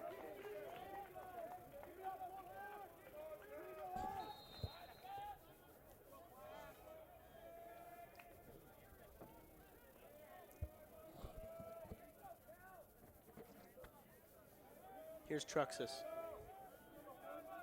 Patrick Gerard. Dorman, this is a long, sustained bout of possession for the Fords. Got to think these defensive players for the Garnet are getting tired. Unable to break the pressure so far. Up top to Dorman. Pass bouncing in front of Gerard, who almost lost the handle, but picked it up in time despite being under pressure from Eberly. Pass back against the grain. Hafner inside to DeLeo, who was wide open, but he rattles the pipe. DeLeo wide open as he took a great pass from Hafner, had all that space on the right side of the net, but just rang it off the post. Clark was hit hard there by Brandon Smith. He went into a little bit of a tailspin there and pinwheeled out of bounds with the ball still on his stick. So Ford's ball. Good athletic play there by Kevin Goshorn to reel that one in.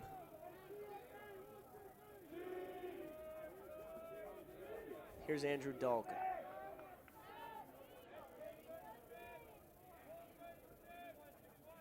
He'll hand off to Jack Russ, looking to take a run at Clark. Swung around now, fake shot from Dahlk.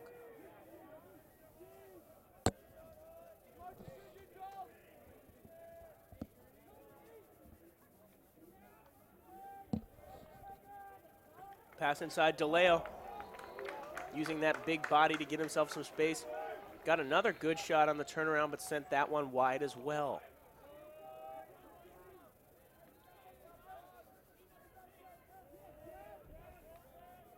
Hard shot coming there, but wide out of the stick of Jack Russ, who spun around Eberly.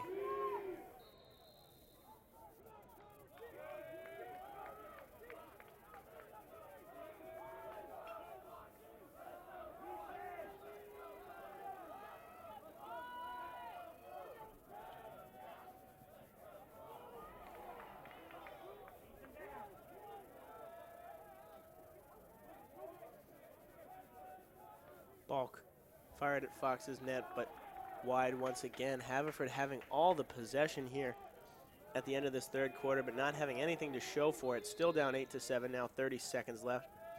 Making his way to the front is Cryer. Thought about it, but instead just decides to swing through the offense. 25 seconds now, dodging right was Russ, but nowhere to go. Back up top now, Hawthorne. Pass against the grain, DeLeo rings the post again. Stephen DeLeo, second time now in this possession that he's turned around, whipped a shot at Fox's net, beaten the goalkeeper only to be denied by the post, and now Hawthorne throws that pass away with 3 seconds to play. 2 seconds on the clock now off the restart. Levin will just fling it long as it's snared by Caliendo in net. And at the end of the third quarter, the score 8-7 in favor of the home team. The Garnet clinging to this 1-goal lead. Haverford with a ton of possession late in that quarter, but nothing to show for it. We'll be right back with the concluding quarter after this. Do not go anywhere.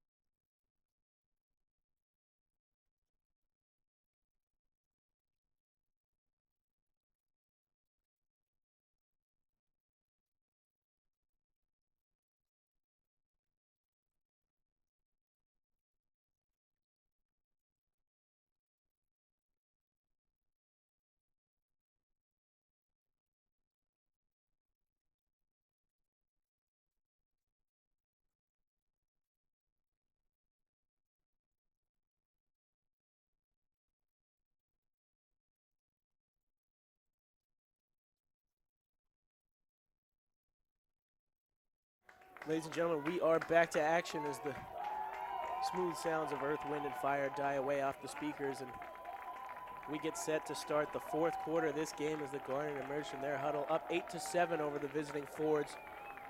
No love lost between these two sides. Big time rivalry in just about every sport. And the winner of this game will be a Centennial Conference playoff competitor. The loser gets nothing, their season's over.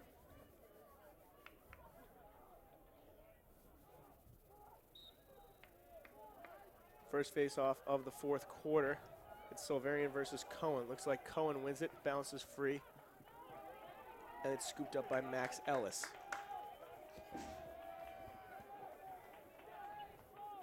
Crossfield pass now a little bit short, but coming to it and snaring it is Chandler Todd.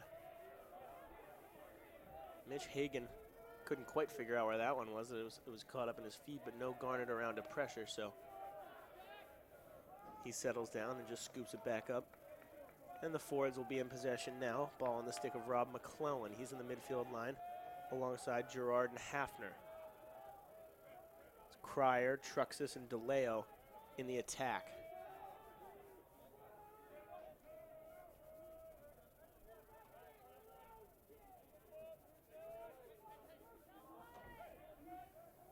Hafner tried to force that pass through to Truxas, couldn't get it there.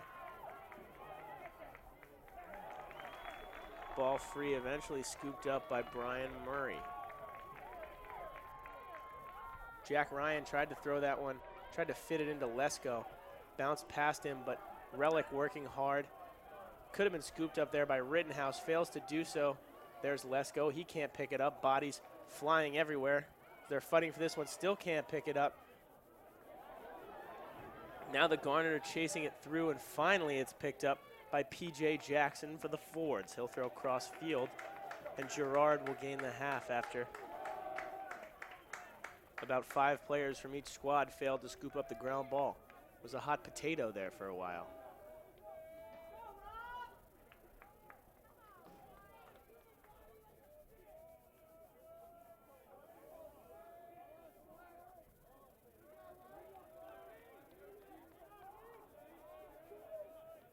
Dodging right is McClellan, guarded by Lesko.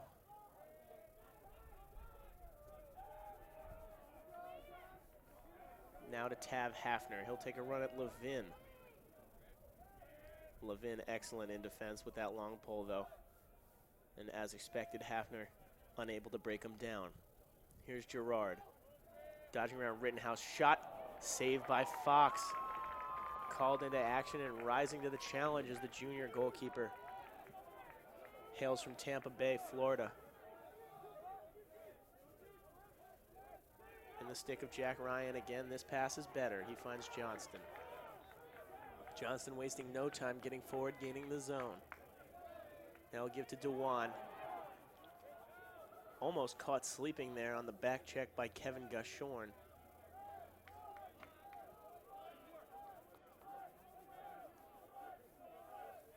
But now it's in the stick of his line mate, Black, the senior, playing his last game here in the Garnet uniform on Clothier Field. Here's Dewan, dodging left, keeping Brindell at arm's length with that big, strong frame of his. Here's Relic, 11 and a half to play now. Marsh doubling back, spinning, has it checked away, and then he's pushed to the ground, but able to maintain possession, and then a timeout called by the Garnet, as Marsh was able to scoop up possession even though he was under pressure from Chandler Todd. And so now with 11 and 27 seconds to play, a timeout called by the Garnet, and we can take a breather. We'll be right back after this.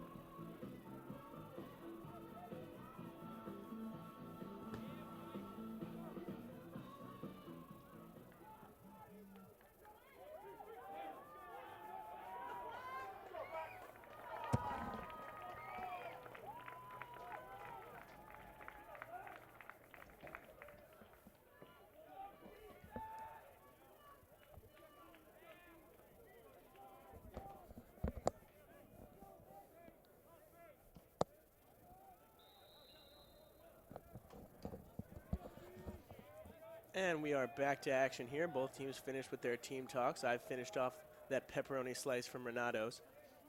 And we've got 11 minutes to play here in what should be a thrilling finish between the crosstown rivals, vying for a coveted spot in the playoffs. Here's Dewan, ducking the left shoulder, fires hard and rings the post. Right-handed sidewinding shot, finding nothing but iron.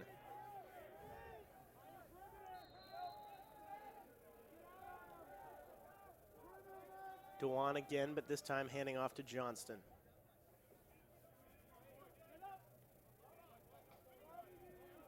Here's Black. Pass behind to Marsh, almost snared by Caliendo. Here's Relic. 10 and a half to play now. Little pass to Johnson, working his way to the front. Tried to wind his way in there and shoot Never afraid of contact is Matt Johnson, but had the ball slapped free, looked like the defensive play was made by Smith.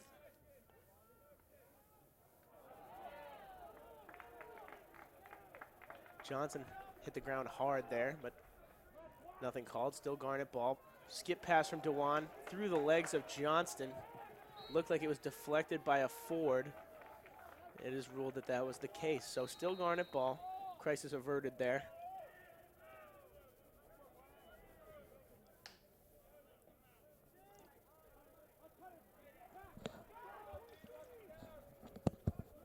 Relic working with it behind the cage, handing off to Marsh. He's dodging around now, back against the grain Dewan. He's kept at bay by Chandler Todd. Trying to find the slashing Marsh there, but it was picked off. Now it'll be Ford's ball coming out. Forecheck, hard work, good there on the forecheck by Johnson. Relic tried to turn away with it, was hit hard, but maintaining possession. Good stick check now by Jackson, but Relic turning on the turbo boosters, scooping that one up and accelerating to freedom there.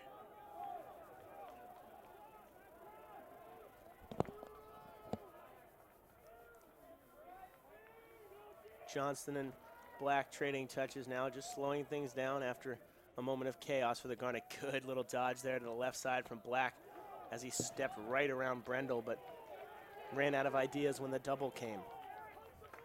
Turnover there, and now it'll be Ford's ball again. It's in the stick of Jackson. He finds his goalie, it's Caliendo.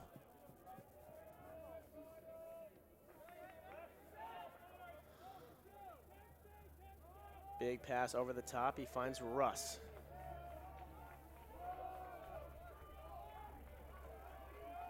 Russ handing back.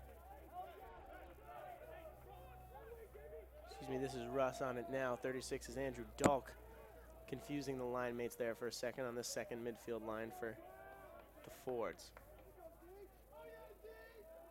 This is Jack Russ, and he'll hand to Dulk.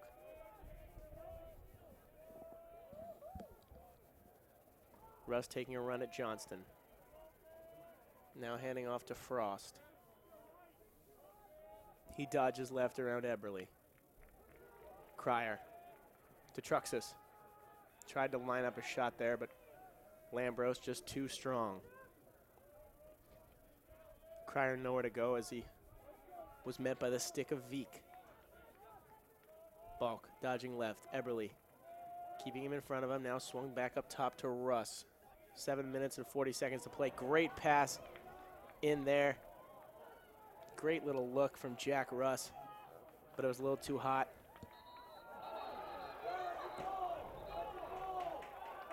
Flags flew. Looked like it was on the Garnet, which would mean batting it into their own net would not count as a goal because they had grabbed possession first. Looks like that is the case despite the appeals of the Haverford fans. And so the Garnet will go on the man down here, which is not optimal, but certainly better than conceding the game-tying goal.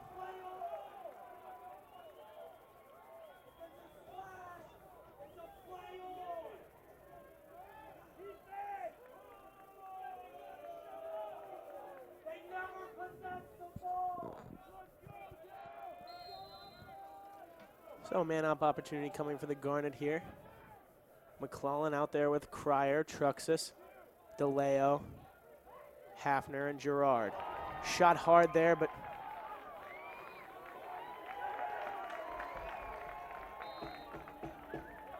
still Ford's ball now. A lot of energy in the place now as the clock is ticking down to around 7 minutes. Truxas tried to find the slashing DeLeo, unable to do so. It's scooped up by Hafner now. He'll hand to Truxas. It's Christian Veek in the box, by the way. Picking up a slash. Truxas swung through Cryer now. Up top, McClellan. The Ford's unable to penetrate the defense in white. Big shot over the top, saved by Fox. Shot came from Gerard. Cole Fox was equal to it, though, dropping, throwing his whole body in front of that one, and the crowd showing their appreciation. Not a good pass there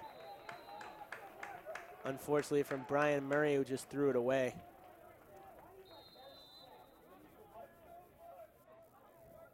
But the man up at least is over for the Fords now, so back to full strength are the Garnet defenders. Rittenhouse, Levin, and Lesko out there in the midfield. They've got Gassner, Ryan, and Murray in defense. Looks like Hafner, Gerard, and McClellan, the midfield line for the Fords. Truxas up top, Cryer alongside him, and so is DeLeo. Here is Cryer, dodging around Murray. Front of the net, shot over the right shoulder. It's turned away by Fox.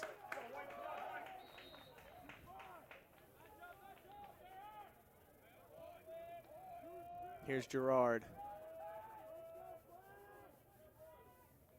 Taking a run at Lesko now, trying to double back, find a pass, but it's not there. Dodging back left now. Finding Cryer as he makes his way to the front of the net. Shot saved again by Fox, who has been on his game here in the fourth quarter. Big save there against the leading goal scorer for the Fords, Isaac Cryer. Rittenhouse struggling to get that one out from under his feet as it was stick checked away from him by Hafner, but eventually succeeds in doing so. Levin caught with it in the long pole, but he'll find Relic now, and Relic will do his thing. Circling now. He'll hand off to Marsh. Under 5 minutes to play now. The Garnet still clinging to this 8-7 lead. Relic handing off to Black.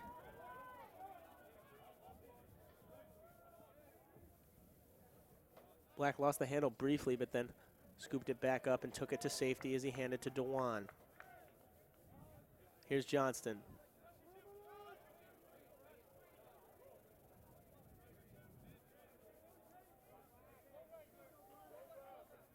Dewan handing to Marsh, circling to the front of the net, underhanded shot, no good as he sends it high of Caliendo's net. That would have been something special from Cam Marsh falling away. Would have taken a whole lot of athleticism to direct that one goalward. Right around 4 minutes to play now. Here's Black, shoots and saved by Caliendo. Perhaps not the best shot there from Black, as didn't have a lot of velocity on a tough angle, and Caliendo didn't have to do a whole lot there to snare it as Black stumbles in an attempt to defend the onslaught from the Fords. And now Haverford will call a timeout. Try to set something up here with 3 minutes and 45 seconds left to play in an absolute barn burner here at Clothier Field on the Garnet Sports Network. Both teams will talk things over and get set up, and we'll be right back.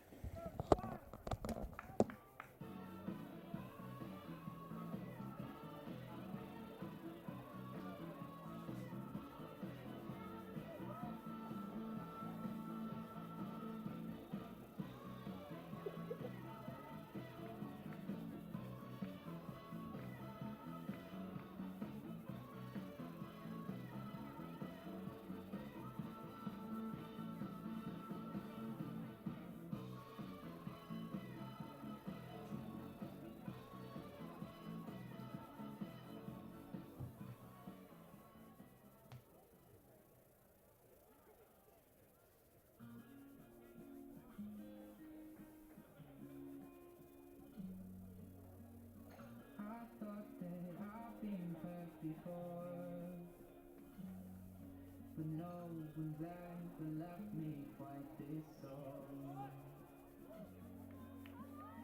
Your words cut deeper than knife. Now I need someone to breathe me back to life.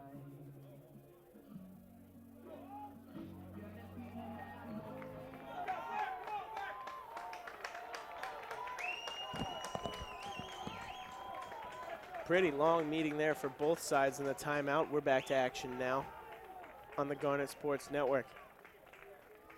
If by some chance you're just joining us now, welcome aboard.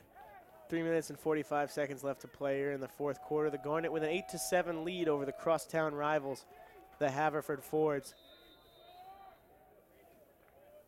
This game very crucial to the Centennial Conference playoff picture. Winner gets the 4 seed and a spot in the playoffs. Loser sees their season end right here today. Here's Gerard. Best dodging midfielder on the Haverford side. Nowhere to go, though, that time as he was marked tightly by Lesko. Here's McClellan. To LaFeo. Hafner.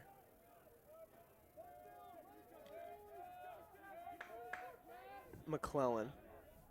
Pass back up top to Hafner, and he fires wide.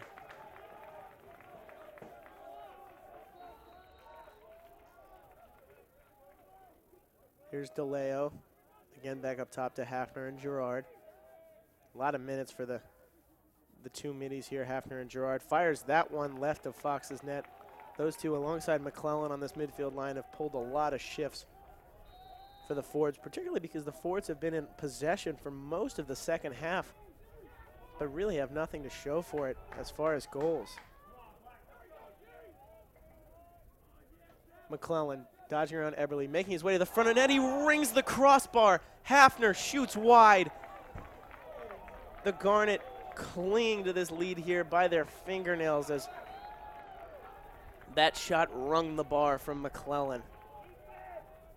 He adds that to the 2 shots from DeLeo that hit pipe earlier, and Haverford got to feel unlucky not to have scored one of those. Errant pass, now it's scooped up, but bodied out of bounds by Lesko, batted down by Fox, and now it's in the stick of Lambros. Great defensive work by the Garnet. Lambros sidestepping, trucks this there. 2 minutes to play now as he gets it to Ryan. Ryan, little flip pass to Lambros. Running out of time to cross half here are the Garnet. He fits that pass into Veek. Veek, a defender with the long pole, making his way forward, and an intelligent timeout called by the Garnet in an attempt to remove Veek from that situation. And the fans are starting to see here that things could be going right for the Garnet.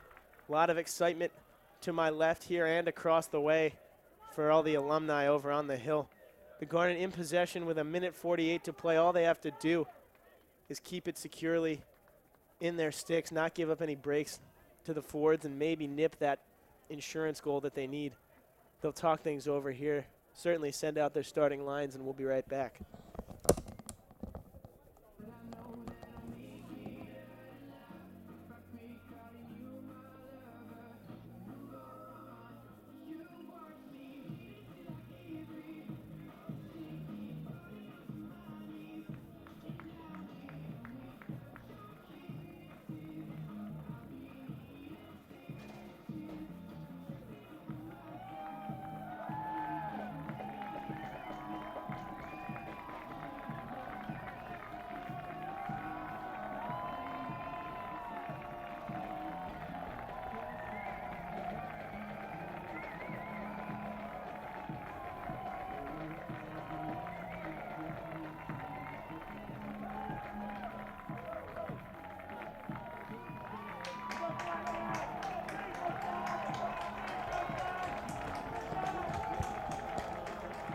Fans of both teams bringing the noise here, bordering on deafening here up in the booth, as neither team will want to lose this one. Bragging rights on the line and a playoff spot, 2 of the most important things in the sporting world. And these 2 rivals are battling for it here.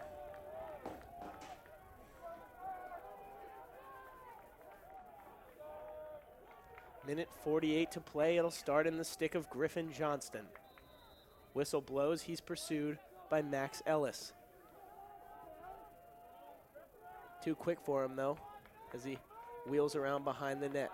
Spinning back around now. Maybe a chance at goal for Johnston. Instead, he's hit hard and just flips that pass across to Relic. Relic doubling back now. Met by Hagen, but maintains possession. Running time off the clock here is Relic, accelerating away from Hagen. Still with it is Nathan Relic. Tons of Haverford defenders trailing him in his wake. Tries to get that pass to Marsh. Not a good pass, though, bouncing away. Under a minute to play now And it's scooped up now on the break by Chandler Todd. He gets it now to Mitch Hagan, who has been exceptional today for the Fords. And now the whistle blows as the Fords will call a timeout with 49 seconds on the clock and an opportunity for them now to find the tying goal. We'll see what they come out with after talking it over in the timeout, really getting down to the nitty-gritty here. We'll be right back. I wouldn't touch that dial.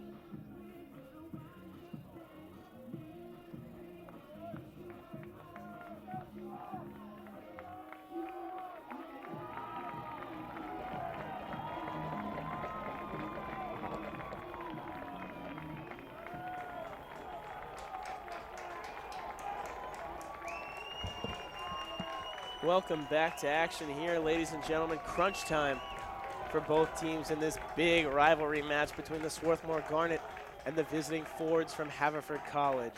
The Garnet clinging desperately to an 8-7 lead. We haven't seen a goal in quite some time. Haverford has had a ton of possession, but has not been able to capitalize, and they only have 45 seconds now to find the game-tying goal. McClellan tried to throw that pass back to Gerard. He might have thrown it away, but Hafner is there to recover. Stripped away by Levin. Then it's knocked away from him, but he's done his job. Now it's in the stick of Veek. The Garnet with the ball once again. Pass thrown away by McClellan before possession could even really be started for the Fords here. Good work by Eric Levin to run that one down. Jack Ryan just going to launch it downfield, but it's snared there. Now it's falling into the stick of Levin again with the long pole. 11 seconds to go now. Bodies hitting each other from all angles. 5 seconds on the clock now. Hands it off to Hafner. Pass underneath McClellan. Let's fly. Saved by Fox. Bouncing to DeLeo. The clock runs out, and the Swarthmore Garnet find themselves in the Centennial Conference playoffs with a heroic back half of the season. Wins over Washington College and Haverford, the two teams that they had to beat to make it into the playoffs. Both one-goal games. Heroic victories, and that is just an incredible, incredible scene. The seniors on their senior day being embraced by alums who are storming the field now. Cole Fox stood tall in net there. McClellan had a shot with a second to go, fired it, but Fox was there to wear it off the torso, and it's absolute elation here for the Swarthmore Garnet men's lacrosse team, particularly the seniors who see their careers extended. Most of the athletic department attempting to storm the field, unable to do so. But what an exceptional moment here for the Swarthmore Garnet men's lacrosse team. Celebrating in front of the fans on a beautiful day here. Classes have ended. Nothing to worry about now but just playing ball, and they came out and did it. Always feels great to get a victory over the crosstown rivals. Always feels good to beat Haverford, but it feels even better when in doing so you secure a playoff spot, and that's exactly what the boys in white did here today. Final score 8-7 in favor of the Garnet, and a monumental day for the program. We'll be exiting now, and this has been Billy Evers coming to you live on Clothier Field on the Garnet Sports Network. Thanking you for tuning in and wishing you a great rest of your Saturday.